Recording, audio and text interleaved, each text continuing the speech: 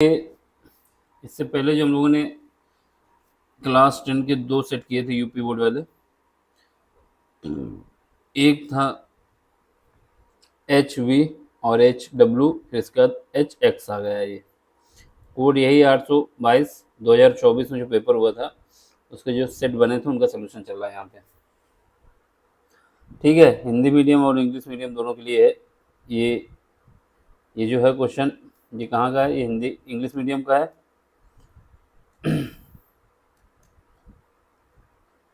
ठीक है, अब इसका हम लोग सोल्यूशन करने जा रहे हैं।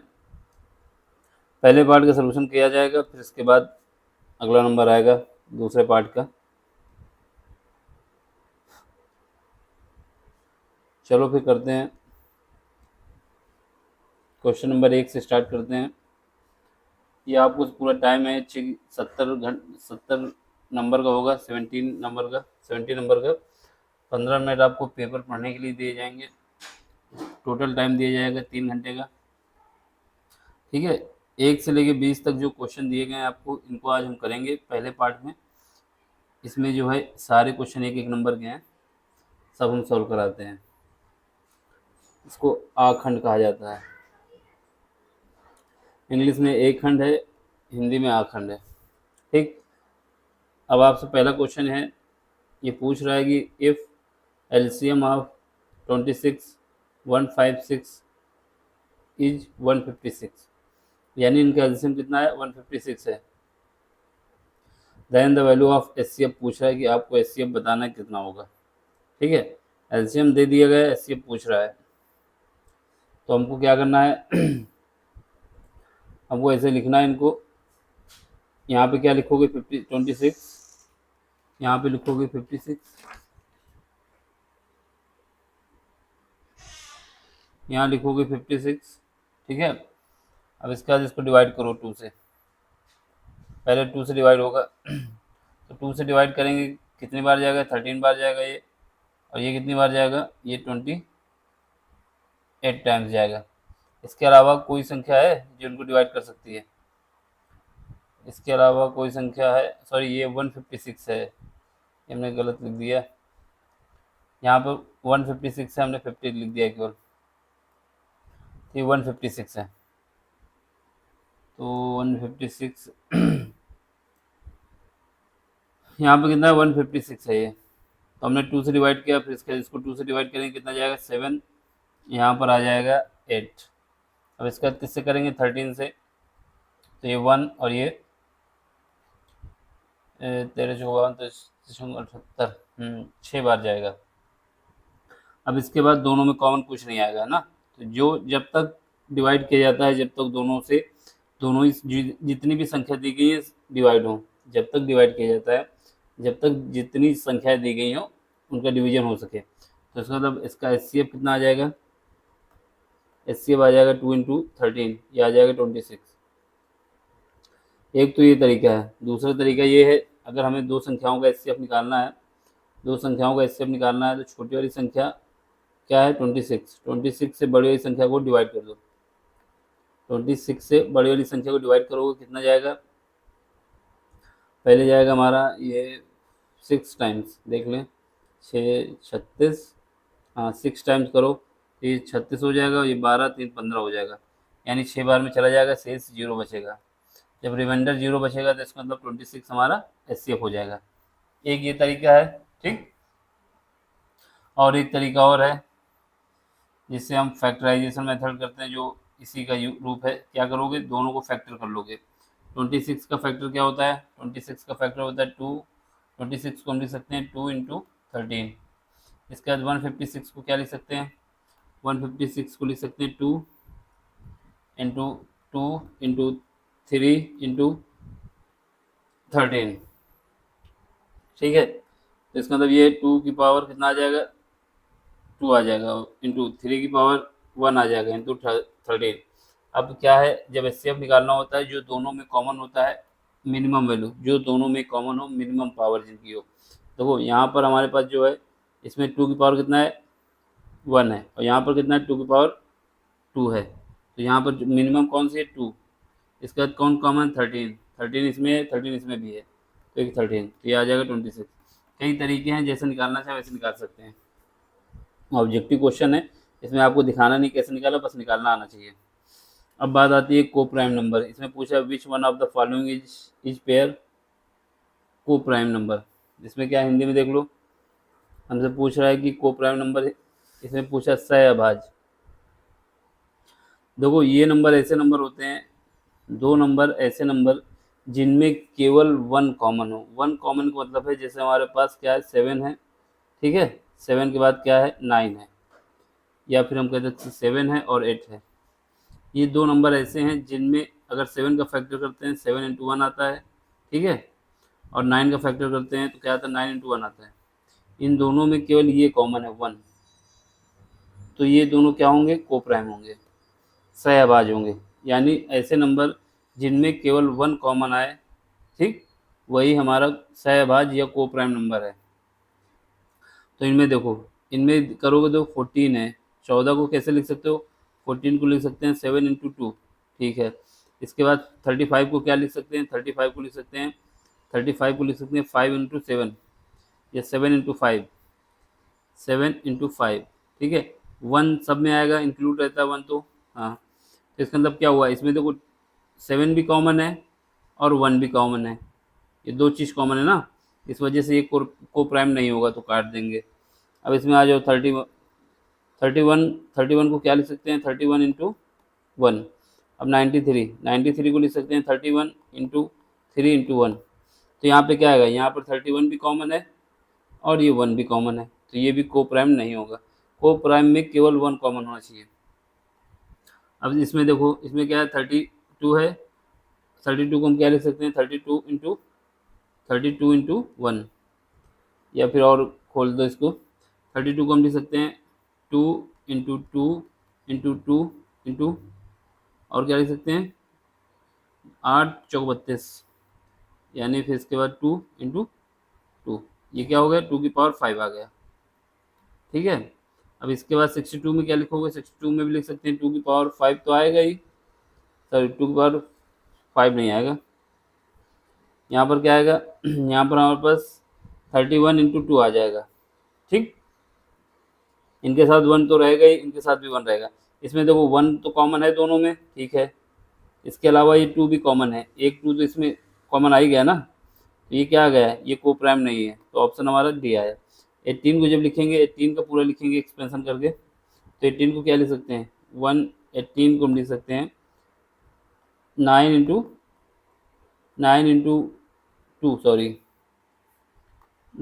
लिख दो, या फिर सीधे पूरा लिख दें, 2 से डिवाइड करोगे, ठीक है, तो उसके बाद 3 इंटू 3, ये आ गया मेरा कितना 18 आ गया। अब इसके बाद क्या है 25 को लिखोगे 5 इंटू 5 इंटू 1। अब यहाँ पे क्या है, यहाँ पर केवल ये 1 कॉमन है दोनों में और कुछ नहीं कॉमन, तो ये क्या आ गया, ये को प्राइम है। तो को प्राइम नंबर वो नंबर होते हैं जिनमें केवल 1 कॉमन हो, 1 का मतलब 1 कॉमन हो और कुछ नहीं। अब बताना है the distance between the point आपको ये दिया जा रहा है 5,0 और -12,0 विल बी, क्या होगी डिस्टेंस। तो वो डिस्टेंस का फार्मूला हमारे पास क्या होता है, अगर दो पॉइंट हमारे पास दिए गए तो उनके बीच के डिस्टेंस का फार्मूला क्या होता है, ये देखो बिंदुओं के बीच की दूरी का फार्मूला क्या होता है, डी इज इक्वल टू हमारे पास होता है, अंडर रूट के अंदर जाएंगे क्या होता है x2 माइनस x1 का whole square plus y2 minus y1 का होल स्क्वायर, ये फार्मूला होता है। हमको यही पूछा गया है, यहाँ पर इसको मान लेंगे x1, इसको y1, इसको x2, इसको y2, ठीक। तो यहाँ से क्या आ जाएगा अंडर रूट, x1 कितना है -12 है, सॉरी x2 कितना है -12 है, x1 कितना है -5 है, तो 5 इसका स्क्वायर कर दोगे, ठीक है, प्लस y2 कितना है 0 है, y1 कितना है ये भी 0 है, इसका स्क्वायर। तो यहाँ पे क्या आ जाएगा, ये माइनस है, स्क्वायर होता है तो माइनस कोई मतलब नहीं होता, ये कितना आ जाएगा अंडर रूट 17 का स्क्वायर। 17 का स्क्वायर जब बाहर निकालेंगे तो 17 आ जाएगा, तो ऑप्शन हमारा डी। जो डिस्टेंस आ गई क्या आ गई 17 मीटर।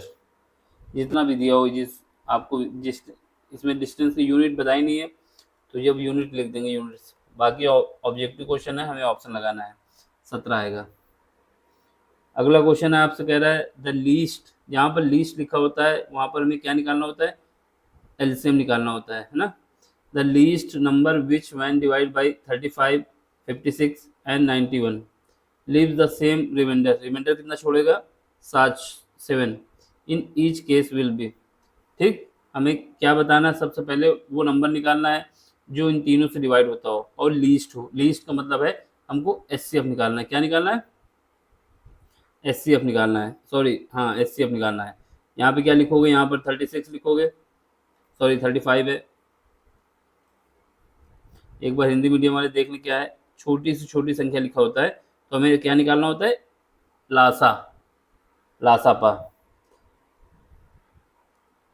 ठीक है, तो यहाँ पर निकालना है। यहाँ पर कितना है? 35 है, इसके बाद कितना है? 56 है, फिर उसके बाद 91 है। अब इसको हम निकालते हैं।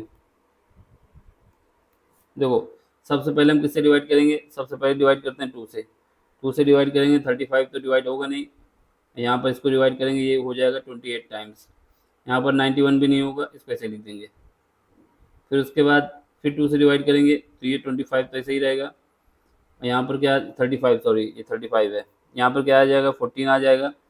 ठीक है, और यहाँ पर 91 ऐसे ही रहेगा। फिर 2 से डिवाइड करेंगे, फिर 2 से डिवाइड करेंगे, 35 तो ऐसा ही रहेगा। ये 7 आ जाएगा। यहाँ पर हमारे पास 91 ऐसे ही रहेगा। अब इसका 7 से डिवाइड कर देते हैं। 7 से डिवाइड करेंगे तो ये 5 टाइम्स जाएगा, ये हमारा 1 टाइम्स, इसके बाद 13 टाइम्स ये चला जाएगा। फिर इसके बाद 5 से जाएगा, 5 से करते हैं तो कितना आ जाएगा? 1, यहाँ पर 1, यहाँ पर 13। फिर उसके बाद 13 से कर देते हैं, 13 से करेंगे तो 1 1 13, ये भी 1 आ गया। अब हमें क्या करना है? इनका मल्टीप्लाई करना है। यहाँ पे कितना आ जाएगा? 13 5 65, 65 हो जाएगा। कितना? यहाँ पर लिख देते हैं कलर चेंज करके। हाँ, 13 5 65 हुआ। सबको मल्टीप्लाई करना है। क्या कहाँ पर लिखोगे? 2, 2 कितनी बार? 1 2 3, 2 की पावर 3। इसका 5 कितना है? 1 है। इसका 13 कितना है? 7 कितना है? 1 है। और 13 कितना है? ये है। तो हमें क्या करना है? इनका मल्टीप्लाई करना है। तो वो 13 का 7 बार मल्टीप्लाई होगा, कितना आएगा? 91 आएगा। ठीक है, 91 आएगा। इसके बाद यहाँ पर 2 जो है, 2 की पावर 8 है, इसको 2 की पावर फुल, 2 की पावर सॉरी 2 की पावर कितना है? 3 है। 2 की पावर 3 है तो इसको हम क्या लिख सकते हैं? 8 लिख सकते हैं। 8 लिख सकते हैं। 2 की पावर 3 को हम 8 लिख सकते हैं। 8 को हम क्या लिखेंगे? 4 इंटू 2। यहाँ पे क्या है? 5 भी लिख दो। अब इस 5 को मल्टीप्लाई कर दो 2 से, और ये 4 को मल्टीप्लाई कर दो इससे, 91 से। 91 से करेंगे तो कितना आएगा? 4 आएगा। इसके बाद 36 आ जाएगा, और 2 का 5 से मल्टीप्लाई होगा तो 10 आ जाएगा। तो हमारे पास क्या आ जाएगा? 300, सॉरी 300, 3640। ये कितना आ जाएगा? 3640 आ गया। अब क्योंकि क्वेश्चन ने ये बोला है कि जब हम इसको डिवाइड करते हैं इन नंबर से तो हमारा रिमाइंडर कितना आता है? 7 आता है। इसका मतलब जो भी आएगा रिजल्ट उसमें क्या करना है? कितना आया है? 3,400, सॉरी 3,640 आया, यानी 3,640 आया। इसमें 7 ऐड कर देंगे, ये कितना आ जाएगा हमारे पास? 7,463, 3,647 आ गया। यही नंबर हमारा है। यही हमारा क्या है? लीस्ट नंबर है, जिसको हम इन तीनों नंबर से डिवाइड करेंगे तो रिमाइंडर कितना आएगा? 7 आएगा। ठीक है, तो सबसे पहले हमको क्या करना था? एलसीएम निकाल लेना था। एलसीएम निकालने के बाद जो रिमाइंडर बच रहा था उसको एडिशन कर देना था, हमारा आंसर आ जाएगा। अब अगला क्वेश्चन देखो। अगला क्वेश्चन क्या है? The sum of first 15 multiple of 8 will B.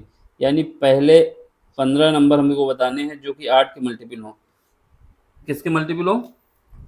8 के मल्टीपल हो। यानी हमको किसका टेबल लिखना है? 8 का टेबल लिखना है।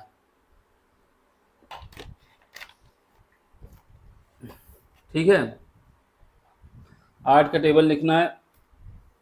हिंदी में देख लो क्या है? प्रथम, सॉरी 8 के प्रथम 15 गुणजों का योगफल बताना है। तो हमारे पास जो सीरीज बन जाएगी, क्या सीरीज बनेगी? देख लो, हमारे पास सीरीज ये बन जाएगी। पहला नंबर 8 हो जाएगा, दूसरा नंबर भी 16 हो जाएगा, तीसरा क्या हो जाएगा? 24 हो जाएगा, क्योंकि 8 के टेबल का ही चाहिए हमें। फिर हो जाएगा 32, फिर उसके बाद ऐसे जाते रहेंगे। कहाँ तक जाना है? 15 टर्म्स तक। 15 टर्म्स तक जाना है। यहाँ पर देखो, यहाँ पर हम देखेंगे तो ए कितना हो जाएगा, यहाँ पर हमारे पास ए की वैल्यू 8 हो जाएगी। डी कितना हो जाएगा, डी जो होगा कॉमन डिफरेंस होगा या फिर सार्वंतर। सार्वंतर कितना आ जाएगा, 16 में से जब हम 8 घटा देंगे तो बचेगा 8। और वैसे भी जब किसी का दिया होता है 8 का जो भी जिससे बोला जा रहा है कि आपका 8 का मल्टीपल 9 का मल्टीपल, तो वही हमारा सार्वंतर होता है, यानी डी होता है कॉमन डिफरेंस। तो ये हमारे पास डी पता चल गया कितना, ये आ गया। अब इसके बाद एन कितना पता चल गया, क्योंकि बोला है इसको 15 टर्म तक निकालना है, तो ये भी पता चल गया। अब इसका सम पूछा गया है, योगफल पूछा गया है, क्या पूछा गया है, सम। तो हमसे पूछा क्या गया है कि सम बताना है, और सम का फार्मूला हमारे पास क्या होता है।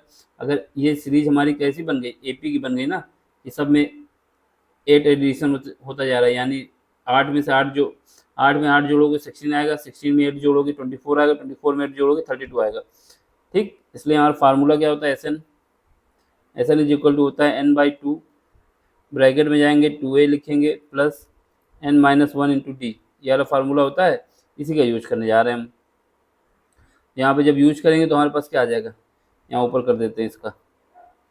ठीक, यहाँ पे जब यूज करेंगे तो S N is equal to हमारे पास क्या आ जाएगा, एन की वैल्यू 15/2 है, सॉरी एन की वैल्यू 15 है, यहाँ पर 2, ए की वैल्यू कितनी है 8 है, प्लस एन कितना है 15 माइनस 1, ठीक है।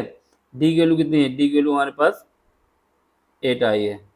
बस इसको सॉल्व कर ले, आंसर आ जाएगा। यहाँ से 2 कॉमन ले सकते हैं, अभी ले लेंगे तो 15 बचेगा, और 2 से हम इसको काट देंगे, अंदर वाला 2 कट जाएगा तो यहाँ 8 बचेगा। यहाँ पर कितना बचेगा 4, 4 का मल्टीप्लाई होगा 14 से, ये सब कितना आ जाएगा, यहाँ पर 15 हमारा बाहर ही रहेगा, और 14 15 28 28 चौको 14 चौको 14 14 70 नहीं 56 56, 14 4 जा 56 हो जाएगा। 56 में जब हम 8 ऐड करेंगे कितना आ जाएगा, 56 में 8 ऐड करेंगे तो हमारे पास 64 आ जाएगा। अब 64 का इसमें मल्टीप्लाई कर दो, 15 चौको 60, कैरी गया 6, 15 छः का 90, 90 और 6 960, 960 आ जाएगा ऑप्शन ए। ठीक है, ये इसका करने का तरीका है। अगला क्वेश्चन देखो, क्वेश्चन नंबर कौन सा है, इसमें कह रहा है if one roots of the quadratic equation, ये जो क्वाड्रेटिक इक्वेशन है इसका एक रूट दिया जा रहा है, क्या है -2 है, then the value of P, P की वैल्यू बतानी है। हिंदी वाले भी देख लें, एक द्विघात समीकरण दिया गया है, ये है x² + 2x - p, इसका एक मूल -2 है, तो आपको पी की वैल्यू बतानी है। देखो अगर इसका ये रूट्स है तो ये इस इक्वेशन को सेटिस्फाई करेगा, अगर ये इसका रूट्स है तो इसकी इक्वेशन को सेटिस्फाई करेगा। इसका मतलब जहाँ पर x है वहाँ पर -2 रख दो, x की जगह -2 रखेंगे तो -2 का स्क्वायर, ठीक है, प्लस यहाँ पर 2 है, यहाँ पर x की जगह कितना रखना -2, p की वैल्यू कितनी है माइनस बराबर 0, तो हमारे पास क्या है -2 का स्क्वायर 4 आ जाएगा, ये कितना आ जाएगा -4 आ जाएगा, ठीक है, ये कितना आ जाएगा p आ जाएगा। यहाँ से p की वैल्यू हमारे पास कितनी आ जाएगी 0, ये आपस में कट जाएंगे दोनों, ऑप्शन ए आ जाएगा। अब अगला क्वेश्चन देखो, इसमें क्या है, इसमें कह रहा है the coordinates of the point on the axis, X axis, कौन सी एक्सेस पे, ये एक्स एक्सेस पे, and equidistant from the point, इसके और इसके विल बी। देखो सबसे पहले आपसे पूछा है कि जो कोऑर्डिनेट हमको चाहिए कहाँ की चाहिए, ये एक्स एक्सेस की चाहिए। जब एक्स एक्सेस की बात आती है तो इसका मतलब ये होता है कि वाई का कोऑर्डिनेट तो 0 होगा, जब वाई का कोऑर्डिनेट 0 होगा तो ये भी गलत, ये भी गलत, क्योंकि यहाँ पर वाई का कोऑर्डिनेट दिया गया है, ठीक है। फिर उसके बाद इनके दोनों में कोई एक होगा, इन दोनों में जब कोई एक होगा तो हमारे पास जो कंडीशन है, कंडीशन में बोला है कि इनके बीच की जो डिस्टेंस है क्या है, बराबर है, यानी जो पॉइंट हम लेंगे x, अगर y भी लेते हैं, हम मान लेते हैं अभी 0 नहीं मानते, क्या है क्योंकि x एक्सिस पे इसने बोल दिया है तो y की वैल्यू तो 0 होगी, तो इसको हम 0 भी ले सकते हैं, लेकिन हम 0 नहीं मान रहे हैं, मान लेते हैं। ठीक, तो हमारे पास क्या आएगा, इसने बोला है कि इस पॉइंट से हमारे पास जो एक ये पॉइंट अगर हमारे पास P है, इस जिसके कोऑर्डिनेट x y हैं, तो एक पॉइंट हमारा यहाँ पर Q होगा, ये जो डिस्टेंस होगी, ये डिस्टेंस अगर d है तो दूसरा पॉइंट अगर r है ये, तो इनके बीच की भी डिस्टेंस d ही है। बस दोनों में इक्वल का फार्मूला लगा देना है, दोनों डिस्टेंस को इक्वल कर देना है। इसके कोऑर्डिनेट कितने दिए गए हैं, इसके कोऑर्डिनेट हमारे पास P के कोऑर्डिनेट दिए गए हैं, मान लो Q के 5, -2, और यहाँ पे क्या है -3, 2, ये दिए गए हैं। तो हमें क्या करना है, पहले P और R के बीच की डिस्टेंस की दूरी, फिर उसके बाद Q और R के बीच की डिस्टेंस की दूरी, इन दोनों को इक्वल करना है। तो जब इक्वल करना है तो हमारे पास डिस्टेंस का फार्मूला क्या होता है, डिस्टेंस का फार्मूला हमारे पास जो होता है, अगर दो पॉइंट के बीच के डिस्टेंस का फार्मूला हमें लिखना है D इज इक्वल टू, तो क्या लिखते हैं, x2 square sorry x2 minus x1 का स्क्वायर, x2 माइनस x1 का square plus y2 minus y1 का स्क्वायर, ये होता है ना। तो इसी को क्या करेंगे, हम सीधे स्क्वायर रूप में लिख देंगे, इतना सब कुछ लिखना नहीं, सीधे अंडर रूट हटा देंगे दोनों तरफ से, कोई दिक्कत नहीं आएगी। तो हम इसका यूज करेंगे। यहाँ पर क्या करोगे, एक्स में क्या करोगे, -5 को हटा दो, इसका स्क्वायर कर दो, ठीक है, प्लस वाई की जगह कितना है, वाई ऐसे ही लिख दो, ठीक है, यहाँ पर वाई और यहाँ पे -4, कितना, -4, माइनस माइनस क्या हो जाएगा, प्लस हो जाएगा, इसका स्क्वायर। ये डिस्टेंस किसके बराबर होगी, इसमें देखो, यहाँ पर क्या है -3, यहाँ पे क्या है -3 है, इसके बाद x कितना, -x, इसका स्क्वायर, ये बराबर होगा किसके, y -2 का स्क्वायर। किसी को भी कहीं पर भी लिख सकते हैं, कोई दिक्कत नहीं आएगी। अब इसको सॉल्व करना है हमको, जब इसको सॉल्व करना है तो क्या है, इसके लिए पेज दूसरा ही ले लेना चाहिए, तो चलो यहीं पे कर देते हैं। फिलहाल के लिए इसको क्या करोगे, ओपन कर दें, या ओपन कर दें, क्या करेंगे, यहाँ पर हम कह देंगे, क्योंकि एक्स एक्सेस पे अगर बात की जाती है, एक्स एक्सेस की बात की जाती है, तो हमारे पास एट एक्स एक्सेस वाई 0 होता है, किस एक्सेस पे, एक्स एक्सेस, पूरा लिख दो। ये गिवन भी है, एट एक्स एक्सेस पे वाई टेंस टू 0, वाई 0 होता है, तो वाई की वैल्यू 0 रख दो, बाकी सब सॉल्व कर लो। तो वाई की वैल्यू 0 रखोगे क्या आएगा, यहाँ पर x-5 का स्क्वायर, वाई का हमने 0 रख दिया, तो यहाँ पर 16 आ जाएगा, यहाँ पर वाई 0 हो जाएगा, ये इक्वल होगा कितना, यहाँ पर कितना माइनस हट जाएगा, x+3 होल स्क्वायर, यहाँ पर क्या है वाई 0 है, तो ये कितना आ जाएगा, 4 आ जाएगा। अब इसको सॉल्व करना है हमें। यहाँ पर हमारे पास क्या है, x² प्लस 25 माइनस 10x, और यहाँ 16 है, ये 4 है, तो ये इतना बचेगा 12, यहाँ पे लिख दो। यहाँ पर क्या है, x² प्लस 9 प्लस 6x, ठीक है। अब इसको हमें सॉल्व करना है। तो यहाँ से x² कट जाएगा, ठीक है। अब ये कितना बचेगा, 25 और 12 कितना हो जाएगा, 25 और 12 हो जाएगा मेरे पास, 25 और 12 हो जाएगा 37 में 8 चला जाएगा, कितना बचेगा, 37 में 8 जाएगा तो 29 बचेगा, ठीक है, 29। और यहाँ पर आ जाओ, यहाँ पर -10 है, उस तरफ चला जाएगा, कितना बचेगा, आ जाएगा 16x आ जाएगा। तो यहाँ x की वैल्यू आ जाएगी 29/16। कहीं गलत हो गया, कहाँ पे गलत हुआ भाई, फिर से इसको करना पड़ेगा। इसको हम जो है वहाँ पे कर दें तो ज़्यादा सही रहेगा, क्योंकि यहाँ पे स्पेस भी कम पड़ रहा है, साइड पे कर देते हैं। कॉन्सेप्ट यही है, यही फार्मूला लगना है, बाकी हम कर दे रहे हैं। ये तो यहाँ से गलत हो गया, नहीं तो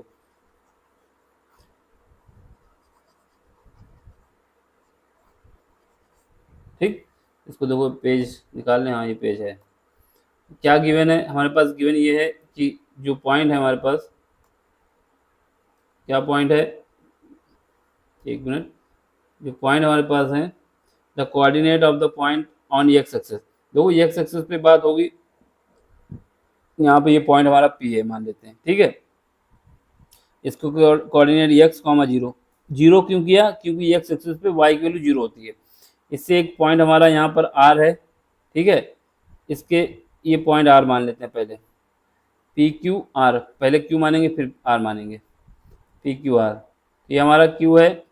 इसके कोऑर्डिनेट कितने दिए हैं, क्वेश्चन में कोऑर्डिनेट दिया गया है, कितना दिया गया है, इसका कोऑर्डिनेट हमारे पास 5, -2 है, कितना है, 5, -2 है, ठीक है।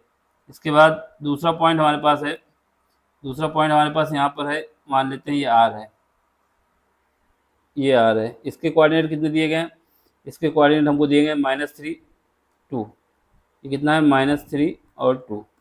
इसने क्वेश्चन ने ये बोला है कि इनके बीच की जो डिस्टेंस है, ये लाइन पढ़ो, इसने बोला है कि इक्वी डिस्टेंस है, यानी दोनों के बीच की डिस्टेंस बराबर है। अगर ये डी है तो ये भी डी है, तो हमें क्या करना है, डिस्टेंस का फार्मूला लगाना है और इनको बराबर कर देना है, ठीक है। चलो फिर करते हैं।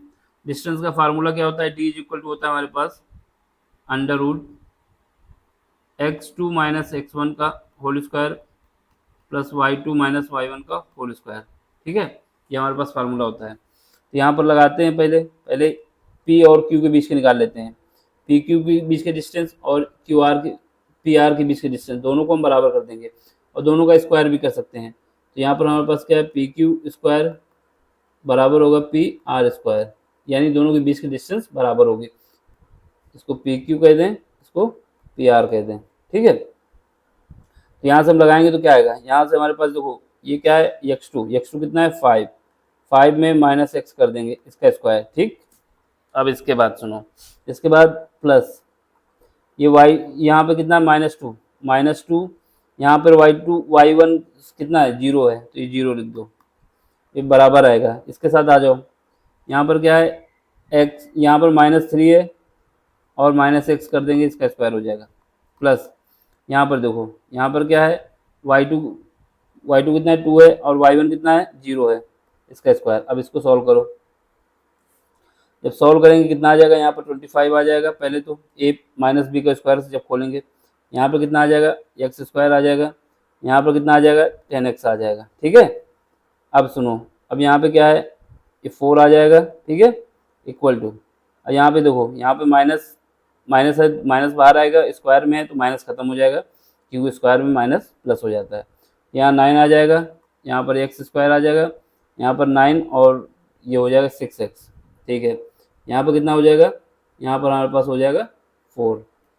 ये डिस्टेंस हमारे पास उस टाइम पे 16 कहाँ से आ गई थी, फिर एक बार पॉइंट चेक कर लें, कितने -2, हाँ ठीक है, उस टाइम पे हमने गलत लिख दिया था 16 कहीं से, ये 4 इससे कट जाएगा। ठीक है, अब यहाँ से ये x स्क्वायर ये इससे कट जाएगा। ठीक, अब यहाँ पे देखो ये 25 है और ये 9, 25 से 9 जब इधर आएगा कितना बचेगा 16 बचेगा, और यहाँ पे 10 माइनस का ये इधर चला जाएगा, 16 का x बचेगा। यहाँ से x की वैल्यू हमारे पास आ जाएगी 1, तो हमारे पास कोऑर्डिनेट क्या हो जाएगा 1,0, 1,0। ऑप्शन देख लो कोई है, डी ऑप्शन है। ठीक, इसको ऐसे ही करना है, दोनों के बीच के डिस्टेंस बराबर कर देना है। अब अगला देख लो, इसमें कह रहा है समीकरण दिए गए हैं कि मूल्यों की प्रकृति आपसे पूछ रहा है कि इसके मूल कैसे होंगे। ठीक है, वास्तविक और समान, काल्पनिक, वास्तविक नहीं, वास्तविक और असमान, इनमें से कोई नहीं। इंग्लिश में देखो, इसमें पूछा है कि क्या पूछा है, the nature of the roots of the equation. Equation क्या है, 2x square minus 5x plus 4 बराबर 0 विल बी, क्या होगी ये हमको बताना है। ठीक है, देखो अगर हमको इक्वेशन के बारे में बताना होता है कि इसके रूट्स क्या होंगे, इसके नेचर के बारे में बताना होता है, तो हमको क्या करना चाहिए, हमको पता होना चाहिए अगर इसका डिस्क्रिमिनेंट क्या है, ये अगर इसको निकाल लेंगे तो हम बता पाएंगे क्या है। यानी बी स्क्वायर माइनस 4ac अगर पॉजिटिव आता है, तो इसके रूट्स होंगे क्या, रियल होंगे और उसके बाद दोनों ही अलग अलग होंगे, डिस्टिंग भी होंगे। लेकिन अगर ये बी स्क्वायर माइनस 4ac बराबर क्या आ जाता है, बराबर आ जाता है 0 के, तो इसके रूट्स जो होंगे रियल होंगे लेकिन दोनों ही बराबर होंगे। लेकिन अगर बी स्क्वायर माइनस 4ac, ये ac लगाओ, c लगाओ, 4ac हमारा क्या आता है निगेटिव, अगर निगेटिव आता है तो इसके रूट्स जो होंगे वो क्या होंगे, काल्पनिक होंगे या इमेजिनरी होंगे, वही सब इसमें दिया हुआ है। तो हमें क्या करना है, ये इक्वेशन है, इसको जनरल इक्वेशन से कंपेयर करना है। जनरल इक्वेशन हमारे पास क्या है, जनरल इक्वेशन होती है ax square plus bx plus c बराबर 0, इसी में लिख देते हैं, यहीं पे सॉल्व करें। जनरल इक्वेशन क्या होती है, ax square plus bx plus c बराबर 0। ठीक है, ये हमारी जनरल इक्वेशन होती है। इससे कंपेयर करोगे तो a बराबर कितना आ जाएगा, a बराबर हमारे पास आ जाएगा 2, और b बराबर कितना आ जाएगा, b बराबर -5, और c बराबर कितना आ जाएगा 4 आ जाएगा। ठीक है, यहाँ से बी स्क्वायर यानी 5 का स्क्वायर माइनस 4, 4 a की जगह कितना है 2 है और c की जगह कितना है 4 है। ठीक है, a की जगह 2, b की जगह, ठीक है, a की वैल्यू 2 है, c की वैल्यू 4 है, कंपेयर करने के बाद हमने निकाला है। इसको सॉल्व करेंगे कितना आएगा 25 में ये करो कितना आएगा 16 32, यानी ये क्या आएगा -7 0 से कम है, यानी निगेटिव आई। जब निगेटिव आई तो इसके रूट्स क्या होंगे, काल्पनिक होंगे, वास्तविक नहीं होंगे। इंग्लिश में क्या कहोगे, इमेजिनरी रूट्स होंगे, रियल नहीं है। तो ऑप्शन बी, ऑप्शन बी आ गया। अब इसके बाद इसमें देख लो, two triangle are said to be similar to each other. अगर दो ट्रायंगल हमारे पास दिए गए हैं, ये सिमिलर हैं एक दूसरे के, तो हमें क्या कंडीशन बतानी है। इंग्लिश हिंदी वाले देख लें। दो त्रिभुज एक दूसरे के समरूप होंगे तो क्या होगा। यदि इनके संगत कोण बराबर हों, बिल्कुल बात सही है, अगर इनके एंगल बराबर हैं तो माने जाएंगे। यदि इनकी संगत भुजाएं समान अनुपाती हों तब भी माना जाएगा। तो दोनों कंडीशन सही हैं। हिंदी वाले देख लें। If their corresponding angle are equal, ये बात सही है। If their corresponding side are proportional, ये बात सही है। यानी दोनों बात सही हैं। यानी एक ट्रायंगल हमारे पास ये है ए, एक बी है, एक सी है। इसका एंगल थीटा है, इसका थीटा 1 है, इसका थीटा 2 है। ठीक है। एक दूसरा ट्रायंगल हमारे पास क्या है, पी क्यू आर। इसका एंगल ये थीटा है, ये वाला थीटा है इसका, ये हमारा थीटा 2 है और ये थीटा 1 अपनी जगह पे मान लो बना हुआ है। तो ये दोनों ट्रायंगल क्या है, सिमिलर हैं, क्योंकि इनके ट्रायंगल आपस में मैच खा रहे हैं। अब दूसरी बात ये कह रहा है कि हमारे पास एक ट्रायंगल ये है, ठीक, ए बी और सी। दूसरा ट्रायंगल हमारे पास क्या है, पी क्यू आर। इसकी साइड ए है, इसकी साइड बी है, इसकी साइड सी है। इसकी साइड ए ये है, बी ये है और सी ये है। इनका जब रेशियो निकालोगे तो अगर हमारे पास इनका रेशियो क्या आता है, A1 डिवाइड बाई ए बराबर b divide by b, c divide by c, ये बराबर आता है इनका प्रोपोर्शन। तो ये भी सिमिलर होंगे, है ना, इनको साइड पर मिला लेंगे। तो ये दोनों कंडीशन सही हैं, इसका मतलब ऑप्शन सी सही है। अगला क्वेश्चन देख लो। अगला क्वेश्चन क्या है, आपसे कह रहा है कि ट्रायंगल दिया जा रहा है, ट्रायंगल ओ डी सी। इसके बाद ये बताया जा रहा है ये ट्रायंगल सिमिलर है ट्रायंगल ओ बी ए। और आपसे ये बताया जा रहा है ट्रायंगल बी ओ सी जो है, बी ओ सी यानी ये एंगल 125 दिया गया है। और एंगल सी डी ओ यानी ये वाला एंगल दिया गया है कितना, 70 डिग्री, 70 डिग्री। तब आपसे एंगल कौन सा पूछ रहा है, ये वाला एंगल पूछ रहा है कि कौन सा, angle O A B. Angle O A B यानी ये एंगल आपसे पूछना चाहता है, ये थीटा, ये हमको पूछना है। इससे इसने बोला है कि ये एंगल बताएं क्या होगा। इंग्लिश में भी देख लें, बस क्या है, लैंग्वेज तो वही है ना। आपको ये दिया गया है कि ये दो, एक ये ट्रायंगल और ये ऊपर नीचे वाले सिमिलर ट्रायंगल है, ठीक है। इसके बाद आपको ये बता दिया कि ये एंगल हमारा 125 है। इसके बाद ये वाला एंगल 70 डिग्री है और आपसे ये एंगल पूछ लिया है कौन सा, ये वाला एंगल आपको बताना है, ठीक है। Angle O A B. देखो हमारे पास क्या है, अगर हमारे पास एक जेड आकार की आकृति बनती है ऐसे करके, अगर ये आकृति बनती है तो उसमें क्या होता है कि ये वाला एंगल और ये वाला एंगल बराबर होता है। ये थीटा है तो ये भी थीटा आएगा, ठीक। अब यहाँ पे देखो डायग्राम पे जैसे हम चित्र बनाएंगे, देखना, ये जो डायग्राम बनाएंगे ऐसे ऐसे लाएंगे, ठीक। तो ये क्या आ जाएगा, ये हमारा ये आ जाएगा जेड का। ये सेब उल्टा जेड भी बन गया ना, ऐसा तो है नहीं सीधा ही जेड बनाएंगे हम। ये तो कोई कसम नहीं खाएंगे हम सीधा ही जेड मानेंगे, उल्टा भी कह सकते हैं। तो ये एंगल बराबर ये एंगल होगा। ये दोनों लाइन पैरेलल भी हैं अपने एक दूसरे के, यानी ये जो 70 दिया हुआ है इसका मतलब ये वाला एंगल हमारा कितना है, 70 है, ठीक। अब उसके बाद देखो, अगर स्ट्रेट लाइन हमारे पास होती है, स्ट्रेट लाइन होती है तो उसमें एंगल जो बनता है 180 बनता है, 180 बनता है। अब ये वाली लाइन को देखना, ये वाली जो लाइन है हमारे पास, ये लाइन हमारे पास कितना है, स्ट्रेट लाइन है। कौन सी है, स्ट्रेट लाइन, ये वाली, ये स्ट्रेट लाइन है। स्ट्रेट लाइन का इतना एंगल हमारे पास दिया हुआ है 125, बाकी ये एंगल बचा हुआ है। तो ये 125, अगर 125 को 180 में घटा दिया जाए तो हमारे पास पता चल जाएगा कितना आएगा। यहाँ पर हमारे पास 5 आएगा और यहाँ पर 5 आ जाएगा, कितना आ गया, 55 आ गया। तो ये 55 55। अब हमारे पास ये ट्रायंगल बना, कौन सा ट्रायंगल, ये वाला ट्रायंगल। इस ट्रायंगल में कौन सा ट्रायंगल है, ये ट्रायंगल ओ ए बी। इसमें क्या है, दो एंगल हमें पता है, एक एंगल नहीं पता है, थीटा वाला, ये वाला नहीं पता। इसमें क्या होता है, तीन ट्रायंगल अगर हमारे पास है, एक का 55 है, दूसरे का थीटा है, तीसरे का 70 है, तो ये सब का सम कितना होगा, 180 होगा। तो थीटा के वैल्यू हमको पता करना है, तो इनका ऐड करोगे 180 और इसमें ऐड करोगे 5 आएगा, इसके बाद 12, 125 यानी 55। हमारे पास कितना आ जाएगा, 55। ऑप्शन कितना आएगा, ए। समझ गए, इसको ऐसे ही करना था। अब इसका अगला क्वेश्चन देखो, देखिए अगला क्वेश्चन कौन सा है, क्वेश्चन नंबर 11। इसमें क्या है, इसमें हमसे कह रहा है if sine theta is equal to cos theta. जब आपको ये वैल्यू बतानी है कि थीटा की क्या होगी, इसकी रेंज बता दी गई है जो थीटा है वो 0 से 90 के बीच में है। देखो वैसे भी ऑप्शन हमारा कोई 90 के ऊपर तो दिया नहीं है, ठीक, इसमें कोई दिक्कत नहीं आएगी। देखो यहाँ पर अगर हमारे पास दिया है क्या, साइन थीटा, यहाँ नीचे लिख दें, हिंदी वाले भी देख लें पेपर में तो कहेंगे क्या बता रहे हैं। यहाँ पे देख लो, यहाँ पे क्या है, साइन थीटा बराबर कॉस थीटा, और आपको वैल्यू बतानी है थीटा की जो इस एंगल की रेंज के अंदर हो, ठीक। तो यहाँ पर देखो साइन थीटा बराबर क्या है, कॉस थीटा, ये गिवन है। हम क्या करें, ये कॉस थीटा को डिवाइड कर दें नीचे, जब डिवाइड करेंगे तो क्या आ जाएगा, यहाँ पर हमारे पास आ जाएगा sign theta divide by cos theta बराबर 1 आ जाएगा। ये वैल्यू किसकी हो जाएगी, टेन थीटा की बराबर 1 आ जाएगा। ये कब होता है, टेन थीटा 1 होता है पाई/4, और पाई/4 का मतलब क्या होता है, 45 डिग्री। ऑप्शन क्या आ गया, बी।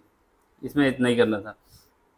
अब ये अगला क्वेश्चन देखो, इसमें क्या है, sine 15 degree divide by cos 75 degree, इसका मान बताना है, ठीक है। तो वो एक तो सीधा सा सिंपल सा तरीका है कि अगर नीचे और ऊपर वाले एंगल का सम देख लिया जाए, अगर 90 डिग्री आ रहा है, यानी जैसे 15 दिया हुआ है, 15 और 75 को ऐड करेंगे कितना आ जाएगा, 90 डिग्री। अगर 90 डिग्री आ गया तो हमारा सीधा आंसर क्या होगा, 1 होगा, ठीक। और दूसरा इसका करने का और तरीका क्या है, तरीका ये है कि इसको हम कर क्या मानते हैं, साइन 90 माइनस क्या होता है, 15, सॉरी 75, 90 माइनस 75, अगर साइन 90 माइनस 75 लिख दें 75, तो इसमें 90 में 75 घट जाएंगे तो 15 ही तो बचेगा, 15 बचेगा ना, और नीचे क्या है, कॉस 75।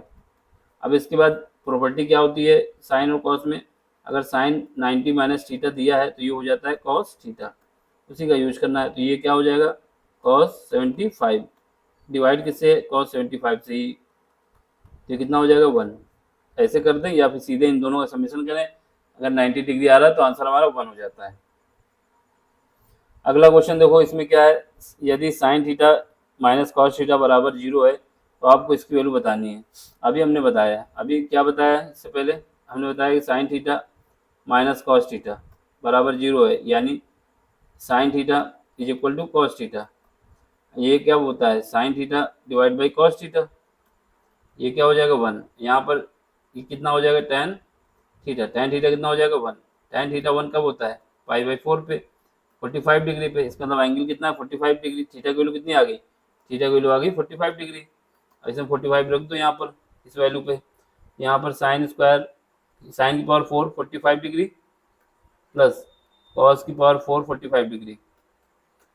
साइन 45 डिग्री होता है 1/√2 की पावर 4 प्लस 1/√2 की पावर 4, तो ये हो गया ना, तो कितना हो जाएगा, 2 टाइम्स और 1/√2 की पावर 4 है, इसका मतलब क्या आ जाएगा, 2 दो बार आएगा ना, तो ये हो जाएगा 2 × 2, ठीक है। तो ये हमारा एक 2 कर दिया जाएगा, तो कितना बचेगा, 1/2 बचेगा आंसर। मतलब अगर हमारे पास क्या है, 1/√2 है, 1/√2 का स्क्वायर करोगे कितना आ जाएगा, 1/2 आ जाएगा। इसका फिर स्क्वायर कर दो तो हो जाएगा 1/4 हो जाएगा ना, क्योंकि हमारे पास 1/√2 की पावर कितना है, 4 है ना यहाँ पर, इस वजह से। तो ऑप्शन हमारा बी आ जाएगा। अब अगला क्वेश्चन देखो, ये हो गया, इसमें देखो आपसे कह रहा है द वैल्यू ऑफ दिस, इसकी वैल्यू आपको फाइंड करना है, कितना आएगा, ठीक है। हिंदी वाले में कुछ मतलब नहीं, हिंदी में भी तो यही लिखा होगा, ये वैल्यू थोड़ी चेंज हो जाएगी, इसका मान निकालना है आपको। देखो यहाँ पर क्या है, यहाँ पर हमारे पास जो है सेक थीटा बराबर क्या होता है, सेक थीटा बराबर होता है 1/cos थीटा, और tan थीटा बराबर क्या होता है, tan थीटा बराबर होता है हमारे पास sine theta divide by cos theta. ये हमें याद होने चाहिए, ये वैल्यू याद है तो हम काम कर जाएंगे। यहाँ पर कितना है, 1/सेक थीटा को लिख देंगे 1/cos ए, ठीक है। tan ए को क्या लिखेंगे, sine a divide by cos a, ठीक। ये जो फार्मूला लिखे हैं इसको हम यहाँ पर हटा देते हैं क्योंकि जगह कम है। यहाँ पे क्या हो जाएगा, इसके बाद ये एक ब्रैकेट में, दूसरे ब्रैकेट में क्या है, 1 माइनस साइन है। अब इसका एलसीएम ले लो, एलसीएम लोगों कितना आएगा, कॉस ए आएगा, नीचे लिख देते हैं, एलसीएम आ जाएगा कॉस ए, तो ऊपर क्या बचेगा, 1 प्लस साइन ए, नीचे क्या आएगा 1, यहाँ पर क्या आएगा 1 माइनस साइन ए। ठीक है, ये हमारा रूप क्या बन गया, ए माइनस बी का फॉर्म बन गया, ए माइनस बी का फॉर्म बन गया। ए माइनस बी का कौन सा, ए माइनस बी ए प्लस बी, इसका फार्मूला बन गया ए स्क्वायर माइनस बी स्क्वायर का, ये रूप बन गया। तो यहाँ पे क्या आएगा, 1 minus sine square A divide by cos A. अब हमारे पास क्या फार्मूला होता है, हमारे पास cos square A plus sine square A बराबर क्या होता है 1, यानी cos square theta plus sine square theta बराबर 1 होता है। यहाँ पे हम क्या कर देंगे, cos square A is equal to लिख सकते हैं 1 माइनस साइन स्क्वायर ए। तो यहाँ से 1 माइनस साइन स्क्वायर की जगह क्या लिख देंगे, कॉस स्क्वायर ए डिवाइड होगा कॉस ए से, तो एक कॉस ए कट जाएगा, एक कॉस ए बच जाएगा ऊपर, तो ऑप्शन हमारा कॉस ए, क्या आ जाएगा ऑप्शन कॉस ए। इसमें कहीं ऑप्शन नहीं दिया, कॉस ए डी ऑप्शन। ठीक है, अब अगला क्वेश्चन देखो, इसमें कह रहा है कि एंगल ऑफ डिप्रेशन बताना है आपको, पी जो एंगल ऑफ डिप्रेशन ओ में जो एंगल बन रहा है उसका एंगल ऑफ डिप्रेशन बताना है, कहाँ पर, ए पे और पी पे। ये ट्रिग्नोमेट्रिक का है, उसका हाइट एंड डिस्टेंस का। और नयन कोण बताना है, और नयन कोण का मतलब होता है कि ऊपर से बताना है आपको, टॉप से देखने पे हॉरिजॉन्टल पे क्या बनेगा एंगल। ठीक, तो ये औनयन कोण बताना है आपको, चलो बताते हैं हम।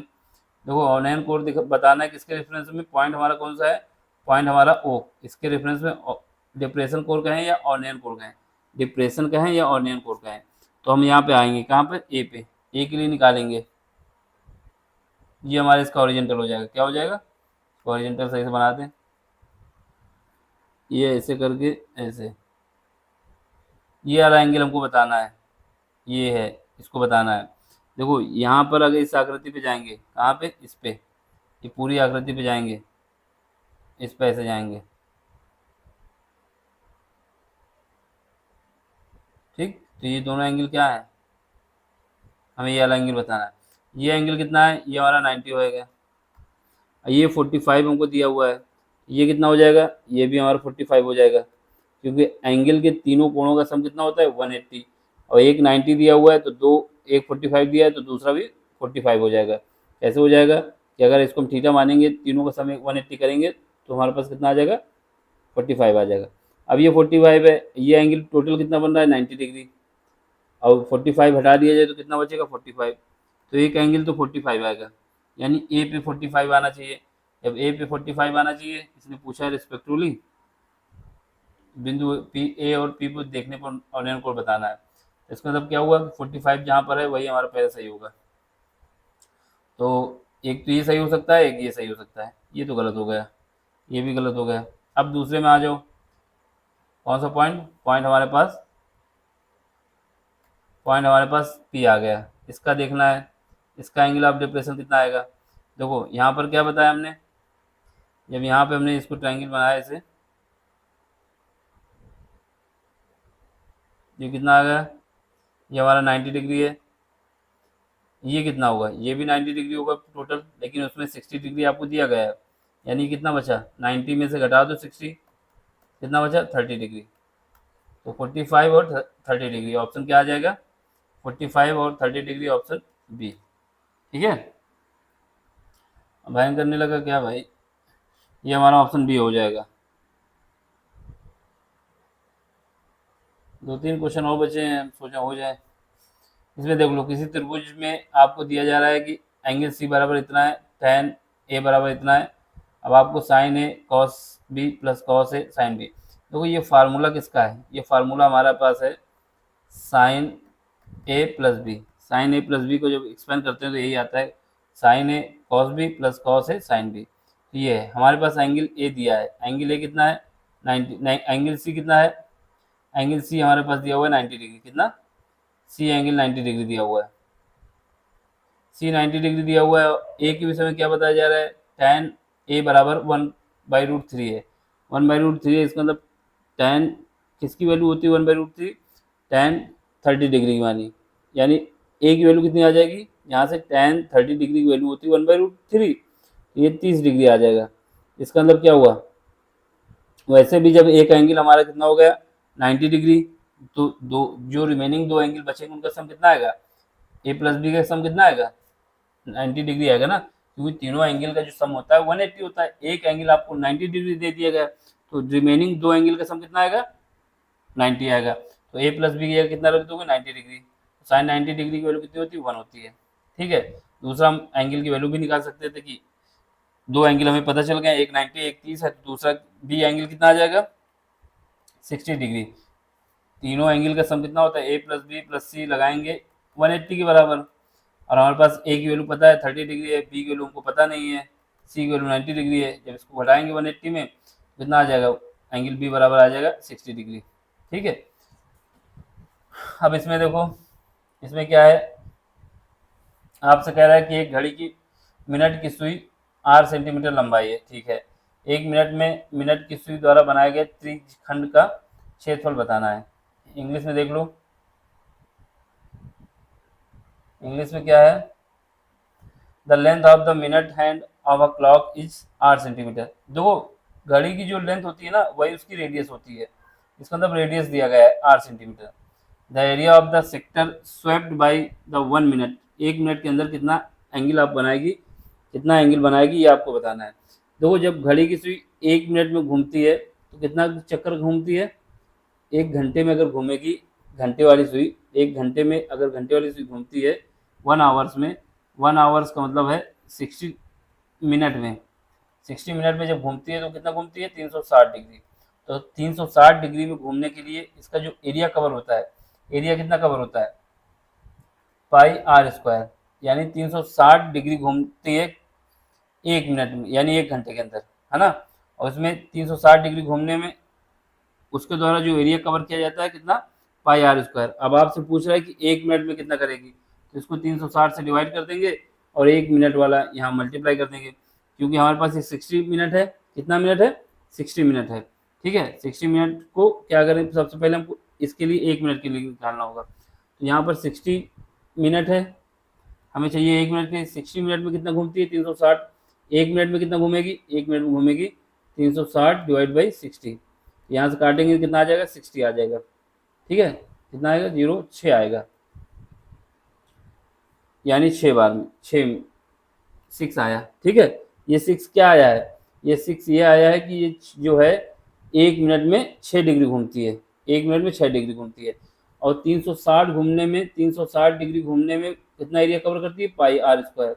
अब एक मिनट में कितना घूमती है ये 6 डिग्री, तो 6 डिग्री के लिए निकालो कितना करोगे pi R square divide by 360 multiply 6, ये आएगा कितना, जब इसको काटेंगे कितना आ जाएगा पाई आर स्क्वायर, यहाँ पर हमारे पास आ जाएगा कितना आ जाएगा 6×36 यानी ऑप्शन हमारा ए आ जाएगा। समझ गए, क्योंकि एक मिनट में घूमने में उसको कितना टाइम लगा था, तो हमारे पास ऑप्शन क्या आ जाएगा पाई आर स्क्वायर 60 डिग्री। कैसे आया समझ गए, अगर नहीं समझे तो एक बार और देख लो। यानी जब घड़ी वाली सुई है, ये घड़ी हमारे पास सुई है, यहाँ पर घंटे वाली सुई यहाँ से स्टार्ट होगी। ठीक है, ये रेडियस का मान लेंगे, ये रेडियस को ही बताती है। ठीक है, ऐसे घूमते घूमते घूमते घूमते घूमते एक घंटे में क्या करती है, एक आवर में ये 360 डिग्री यहाँ से स्टार्ट हुई थी, यहाँ से यहाँ तक, यहाँ पर वापस आने में 360 डिग्री घूमती है।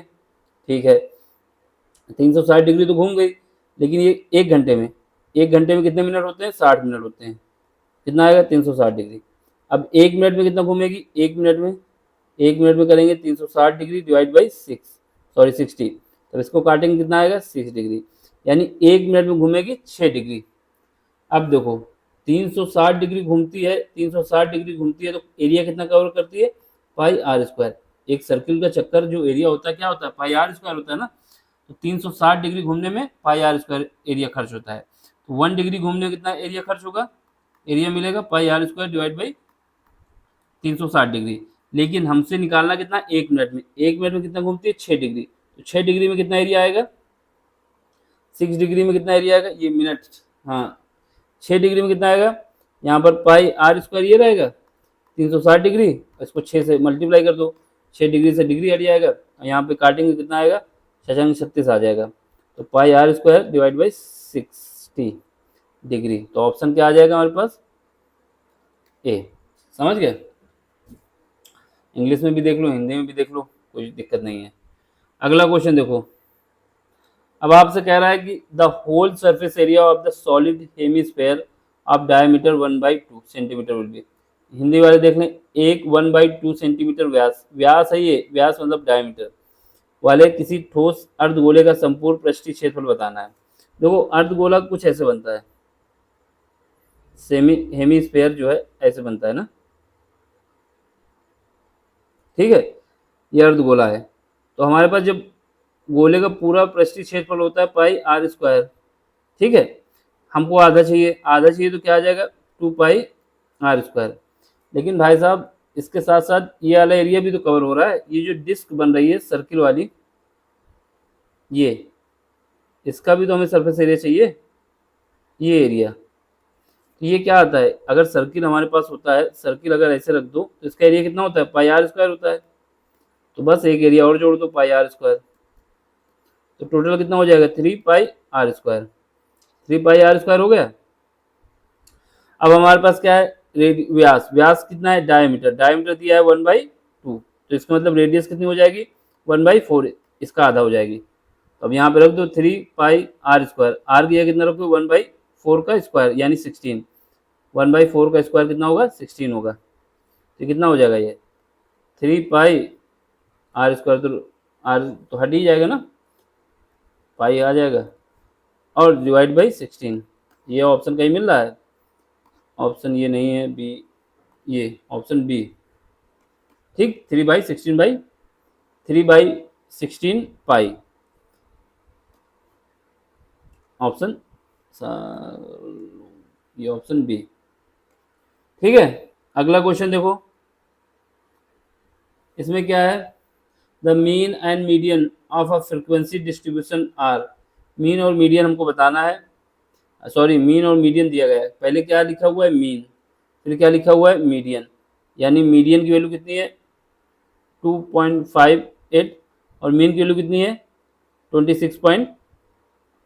अब हमें क्या पूछा, क्या है मोड यानी बहुलक, हिंदी वाले देख लें, किसी बारंबारता बटन के लिए माध्य एवं माध्यक दिया गया, ये आपसे पूछा जा रहा है इसका बहुलक क्या होगा। ये फार्मूला हमारे पास होता है मीन मोड मीडियन में, जो मोड होता है, मोड यानी बहुलक जो होता है वो 3 टाइम्स मीडियन, क्या median 3 times median minus 2 times mean, ये फार्मूला लगाना है, हर बार एक क्वेश्चन इससे पूछा जाता है, 1 नंबर का काम हो जाएगा। यहाँ पे 3 मल्टीप्लाई किससे करोगे, 3 का मल्टीप्लाई होगा इससे, क्योंकि मीन की वैल्यू दी गई है कितना 25.8 माइनस, और इसके बाद 2 इसके मल्टीप्लाई होगा 26.1, इसका मल्टीप्लाई करो 4 आ जाएगा, और 15 एक 16 आ जाएगा, 6 एक 7 आ जाएगा, ठीक है, 15 एक 16 नहीं 17 होता है, क्योंकि कैरी 2 आया था ना यहाँ पे। अगर 3 से मल्टीप्लाई करोगे तो 8 3 24 कैरी कितना आ जाएगा 4 आएगा, 8 3 24 कैरी 4 आएगा, 15 और 2 17 हो जाएगा, ठीक है, 3 दूनी 6 एक 7 आ जाएगा, ठीक। और यहाँ पे देखो, यहाँ पर 2 से मल्टीप्लाई करो 2 आएगा, फिर उसके बाद 52, हाँ 2 आ जाएगा, फिर उसके बाद 4 एक 5 हो जाएगा, तो यहाँ पर कितना आएगा 52 पॉइंट कुछ आएगा। अब इसको घटाएंगे कितना आएगा 2, फिर उसके बाद यहाँ पे 5 और यहाँ पे 2, यानी ये आंसर आएगा ऑप्शन सी, ठीक है। अब इसके बाद ये देख लो, the measures of central tendency, central tendency measure करने के लिए क्या क्या यूज किया जा सकता है, मीडियन को भी यूज किया जा सकता है और मीन को भी, यानी ऑप्शन डी, ठीक। तो ये हमारे क्या हो गए, पूरे पार्ट हो गए। हिंदी वाला भी देख लो, केंद्रीय प्रवृत्ति मापने के लिए क्या यूज करेंगे, तो बता देंगे ऑप्शन डी। सारे पार्ट हमने करा दिए, ठीक। अब पार्ट बी स्टार्ट होगा, ए पार्ट हो गया है, ये जो सेट हम लोगों का स्टार्ट हो चुका है कौन सा है, सेट है हम लोगों के पास 822 HX 2024 का जो मैथ का पेपर था यूपी बोर्ड के लिए, ठीक। समझ में आया तो लाइक करें, शेयर करें और सब्सक्राइब भी करें। Thank you for watching.